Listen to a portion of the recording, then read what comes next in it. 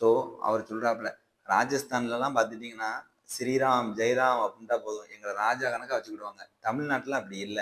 அதனால நீங்களே வந்துருங்க அண்ணாச்சி அப்படின்னு சொல்றாப்புல. உடனே அவர் என்ன செய்றாரு, வாஸ்தவம் தான் மாப்ள, நான் வந்துக்கிடுதேன் அப்படின்னு சொல்லிட்டு, அங்கருந்து இங்க வாஸ்தவா அப்படிங்கிறவர் வராரு. 10 வயசுக்காரரு எந்த இடத்துல இருந்திருக்காரு அதான் மேட்ரே. ஸோ தாரா, வாளி. நல்லா புரிஞ்சுக்கிட்டீங்களா? தாராளமா வாளி வாளியா கொண்டாந்து குடுத்துருக்காரு மொற. மிஸ் ஆவுது. உடனே நெனச்சவங்க வீட்டுக்காரங்க எல்லாம் சேர்ந்து கத்துவாங்க. ஏய் அவன இது பண்ணணும்டா, இவன பண்ணணும்டா கத்துவான்.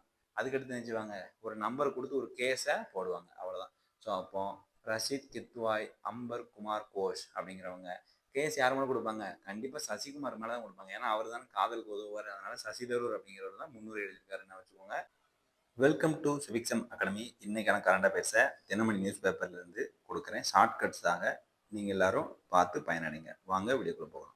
ஸோ நீதிபதி யஷ்வந்த் வர்மா இவருடைய வீட்டில் கட்டுக்கட்டா பணம் வச்சிருந்தாரு. அந்த பணம் எல்லாம் என்ன ஆயிடுச்சு? ஃபயர் ஆனிச்சு. ஃபயர் ஆனதுனால இவர் மேல ஒரு அலிகேஷன் வச்சாங்க. அந்த அலிகேஷனை ப்ரூஃப் பண்ணதுக்கு ஒரு 3 பேர் கொண்ட நீதிபதியை நியமிச்சாங்க. அவங்களும் என்ன செஞ்சுட்டாங்க, இவரு இல்லீகலா தான் பணம் சேர்த்தாரு அப்படின்னு சொல்றாங்க. அந்த குழுவை அமைச்சது யாரு அப்படின்னு கேட்டீங்கன்னா, அந்த பணத்து மேல கண்ணா இருந்த சஞ்சீவ் கண்ணா அப்படிங்கிற உச்சநீதிமன்றத்தினுடைய தலைமை நீதிபதியா இருந்தவர். சரியா? ஸோ அப்போதைய தலைமை நீதிபதி கொடுத்திருக்காப்புல சஞ்சீவ் கண்ணா. இது வந்து ஷார்ட்கட்டுக்காக சொல்றேன். அப்ப அவர் என்ன சொல்றாரு, தீர்மானம் அமைச்சிட்டாங்க. ஸோ இப்ப இவரை வந்து பதவி நீக்கம் வந்து சொல்லுதாங்க. உச்சநீதிமன்ற நீதிபதி வந்து சொல்றாரு, நீ பதவி விட்டு போ அப்படிங்கிறாரு. ஆனா இவர் என்ன சொல்றாரு, நான் பதவி விட்டுலாம் போக மாட்டேன் அப்படின்னு சொல்றாரு. அப்ப இவரை பதவியை விட்டு தூக்கணும். தூக்கணும்னா அதுக்கு ஒரு தீர்மானம் கொண்டு வரணும். அந்த தீர்மானத்துல மக்களவை எம்பி எத்தனை பேர் சைன் போடணும், மாநிலங்களவை எம்பி எத்தனை பேர் சைன் போடணும் அப்படிங்கிறது தான் இதுல முக்கியமானது. மக்களவையில 100 பேரும், மாநிலங்களவையில 50 பேரும் என்ன செய்யணும், சைன் போடணும் அப்படிங்கிறத ஞாபகம் வச்சுக்கோங்க. சரிங்களா? 50 பேர், இங்க 100 பேர். இவ்வளவுதான் இதுல உண்மை. ஸோ நெக்ஸ்ட் பாருங்க, சென்னை உயர்நீதிமன்றத்தினுடைய தலைமை நீதிபதியாக யார் வரா அப்படின்னு கேட்டீங்கன்னா, ஸோ ராஜஸ்தான்ல இருந்து நமக்கு ஸ்ரீராம் அப்படிங்கிறவர் தான் இப்போதைக்கு இருந்துகிட்டு இருந்தாரு. அவர் எங்க போறாரு, ராஜஸ்தான் போறாரு. வாஸ்தவா அப்படிங்கிறவர் இங்க வராரு. ஸோ அவர் சொல்றாப்புல, ராஜஸ்தான்லலாம் பார்த்துட்டீங்கன்னா, ஸ்ரீராம், ஜெயராம் அப்படின்ட்டா போதும். எங்களை ராஜா கணக்கா வச்சுக்கிடுவாங்க. தமிழ்நாட்டுல அப்படி இல்ல. அதனால நீங்களே வந்துருங்க அண்ணாச்சி அப்படின்னு சொல்றாப்புல. உடனே அவர் என்ன செய்றாரு, வாஸ்தவம் தான் மாப்ள, நான் வந்துக்கிடுதேன் அப்படின்னு சொல்லிட்டு, அங்கிருந்து இங்க வாஸ்தவா அப்படிங்கிறவர் வராரு. இவர் ரொம்ப வாஸ்துவார் போல. அதனாலதான் என்னது கரெக்டா டைமிங் முதல்ல குறிச்சிருக்காரு. நான் 4 மணிக்கு தான் வருவேன் அப்படின்னு சொல்லிட்டு 4 மணிக்கு வந்து என்ன செஞ்சிருக்காரு, பதவி ஏற்றிருக்காரு. அதனால வாஸ்தவா அப்படிங்கிறவரு எங்க இருக்காரு, ராஜஸ்தான்ல இருந்து இங்க வராரு. இங்க இருக்க ஸ்ரீராம் ராஜஸ்தானுக்கு போறாரு அப்படிங்கிறது ஞாபகம் வச்சுக்கோங்க. So operation Sindoor. ஆபரேஷன் சிந்தூர்னாலே உங்களுக்கு ஞாபகம் வர வேண்டியது என்னது, இந்த மே 7 மறக்கவே கூடாது. ரைட்டா? மே 7 மறக்கக்கூடாது. ஸோ இந்த மாதிரி இருக்கும் பொழுது இவங்க ஆபரேஷன் சிந்தூர் நடக்கும் பொழுது என்ன செஞ்சிருக்கான், அந்த சின்ன பையன் வந்து என்ன செஞ்சிருக்கான், ஸோ இவங்களுக்கு தண்ணி கொடுத்துருக்காப்புல. எந்த தண்ணி கொடுத்துருக்காப்புல அப்படின்னு கேட்டீங்கன்னா, ஸோ பஞ்சாப் மாநிலத்தை சேர்ந்தவர். இவர் பேர் என்னது, ஸ்வான் சிங். இவருக்கு வயசு எவ்வளவுன்னு கேட்டீங்கன்னா 10 வயசு. ஸ்வான் சிங் இவருக்கு வயசு 10. 10 வயசுக்காரரு எந்த இடத்துல இருந்திருக்காரு அதான் மேட்ரே. ஸோ தாரா, வாளி. நல்லா புரிஞ்சுக்கிட்டீங்களா? தாராளமா வாளி வாளியா கொண்டாந்து கொடுத்துருக்காரு மோர. இந்தாங்க நீங்க நீங்க குடிங்க, நீங்க குடிங்க அப்படின்ட்டு. உடனே இணைஞ்சிருக்காங்க ஆர்மிக்காரங்க எல்லாம் இந்த பையனை சொல்லி, இவனை இப்போ ஆர்மியினுடைய படிப்பு செலவு எல்லாத்தையும் நாங்கள் ஏற்றுக்கிடுதோம் அப்படின்னு சொல்லி ஏற்றுக்கிட்டாங்க. இந்த பையன் எத்தனை படிக்கான், 4வது படிக்கான். ஸோ ஸ்வான் சிங் அப்படின்னு நான் வச்சுக்கோங்க, மறந்துடாதீங்க. ஸோ அடுத்து பாருங்க, மக்களவைக்கு இதுவரை 18 முஸ்லிம் பெண்களை தேர்வு செஞ்சிருக்காங்க. அதாவது இப்போதைக்கு நமக்கு எத்தனாவது மக்களவை நடந்துகிட்டு இருக்கு, 18 மக்களவை வந்து நடந்துகிட்டு இருக்கு. இந்த 18 மக்களவையில ஒரு மக்களவைக்கு ஒரு ஆள் வீதமா 18 பேர் தான் நினைஞ்சிருக்காங்க. பெண் எம்பி வந்து இருந்திருக்காங்க, அதுவும் முஸ்லீம் கம்யூனிட்டியில அப்படின்னு சொல்லி ஒரு புக் எழுதியிருக்காங்க. அது என்ன புக்கு அப்படின்னு கேட்டீங்கன்னா, த மிஸ்ஸிங் ஆஃப் ஹவுஸ். ரைட்டா? Missing from the house. யாரு, woman, Muslim woman from the Lok Sabha அப்படிங்கிற புத்தகம் எழுதியிருக்காங்க. யாரெல்லாம் எழுதியிருக்கா அப்படிங்கிற 2 பேர். ஒருத்தங்க பேர் என்ன, ரஷீத் கித்வா, இன்னொருத்தங்க பேர் அம்பர் குமார் கோஷ். ஸோ இந்த 2 பேர் சேர்ந்து இந்த புத்தகத்தை எழுதியிருக்காங்க. இதுக்கு முன்னுரை எழுதியிருக்காங்கன்னா சசி தரூர் அப்படிங்கிறவர் எழுதியிருக்காரு. ரொம்ப முக்கியமான ஒரு முன்னோடி. சரியா? ஒரு பெண்ணு வீட்டுல இருந்து நமக்கு முஸ்லீம் பொண்ணு, ஒரு முஸ்லீம் பொண்ணோ இந்து பொண்ணோ ஒரு மிஸ் ஆகுது. உடனே நினைச்சவங்க வீட்டுக்காரங்க எல்லாம் சேர்ந்து கத்துவாங்க. ஏய் அவனை இது பண்ணணும்டா, இவனை பண்ணணும்டா கத்துவான். அதுக்கடுத்து நினைச்சுவாங்க, ஒரு நம்பர் கொடுத்து ஒரு கேஸை போடுவாங்க. அவ்வளவுதான்.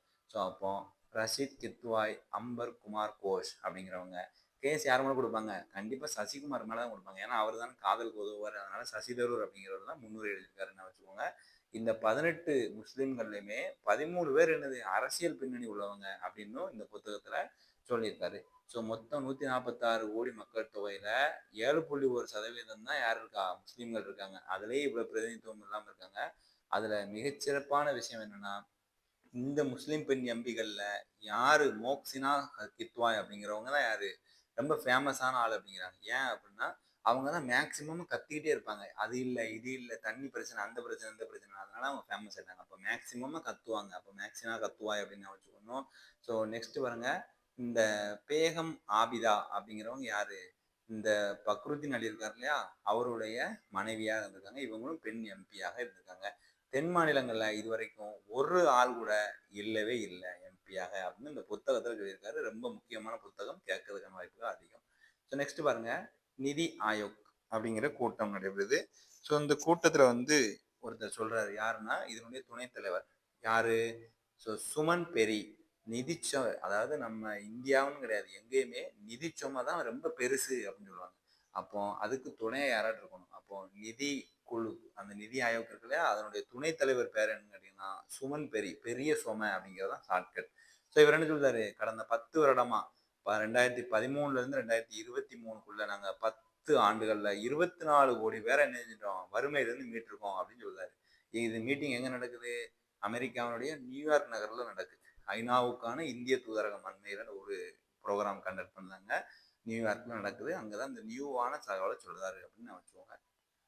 ஸோ உலக ஹெவிவெயிட் குத்துச்சண்டை சாம்பியன் ஒலக்சாண்டர் ஊசி, ரைட்டா? இவர் பாருங்க, உலக ஹெவி வெயிட், ஸோ அதிகமான எடையுள்ள குத்துச்சண்டை பிரிவில் இவர் தான் என்னது ஃபேமஸான ஆள். யாரு? நம்ம டான்சிங் ரோஸ். டான்சிங் ரோஸ் பார்த்துருப்பீங்க. ஆர்யா வந்து ரொம்ப எரும கணக்காக இருப்பார். ஆனால் டான்சிங் ரோஸ் ரொம்ப ஸ்லிம்மாக உலக்க கணக்காக இருப்பார். அப்போ ஒலக்சாண்டர் ஊசிக் அப்படின்னு நான் வச்சுக்கணும். ஊசி கணக்காக இருப்பாருன்னு நான் வச்சுக்கோ. ஆனால் அவர் தான் என்னது பயங்கரமான ஆள் அப்படின்னு நான் வச்சுக்கணும். ஸோ இங்கே பாருங்க, முரளி சங்கர் அப்படிங்கிறவர் எந்த விளையாட்டோட தொடர்புடையவர்னு கேட்பாங்க. இதெல்லாம் நமக்கு தேவையில்ல. நீளம் தாண்டுதல்ங்கிற மட்டும் ஞாபகம் வச்சுக்கோங்க. வேற ஒன்றும் இதில் தேவையில்ல. ஸோ நெக்ஸ்ட், ஐரோப்பாவினுடைய எல்பிரஸ் சிகரத்தில் ஏறி புதுச்சேரி பெண்மணியான திவ்யா அப்படிங்கிறவங்க சாதனை படுத்திருக்காங்க. ஸோ எல்லாருக்கும் தீபம் தெரியணும் அப்படின்ட்டு திவ்யா வந்து நினைச்சிருக்காங்க. அந்த மலையினுடைய உச்சத்தில் போய் நினைச்சிருக்காங்க, ஒரு தீபத்தை நட்டுருக்காங்கன்னு ஞாபகம் வச்சுக்கோங்க. எல்பிரஸ். இந்த மலையினுடைய உயரம் எவ்வளவு அப்படின்னு எடுத்துட்டீங்கன்னா, ஸோ இந்த சைடு 5, 6, இந்த சைடு 4, 2, அவ்வளோதான். ரைட்டா? ஸோ ஏறுறதுக்கு 5 நாள், 56 நாள், இறங்குறதுக்கு 42 நாள்னு வச்சுக்கோங்க. 56, 42. ஸோ ஐரோப்பாவினுடைய எல்பிரஸ் மலை திவ்யா, புதுச்சேரியினுடைய முதல் பெண்மணி இந்த மலையின் மீது ஏறி சாகசம் பண்ணியிருக்காங்க அப்படின்னு வச்சுக்கோங்க. ஸோ நெக்ஸ்ட் பாருங்க, ஜிடி நாயுடு விருதுக்கு விண்ணப்பிக்கலாம். ஜிடி நாயுடு விருது அமௌண்ட் எவ்வளவு அப்படின்னு கேட்டீங்கன்னா 1,00,000 ரூபா. ஸோ வேற ஒன்றும் பெருசு கிடையாது. 1,00,000 பரிசு. இதுக்கு எலிஜிபிலிட்டி என்னன்னா 40 வயதுக்குள்ள நீங்க அறிவியலில் சாதனை பண்ணியிருக்கணும்.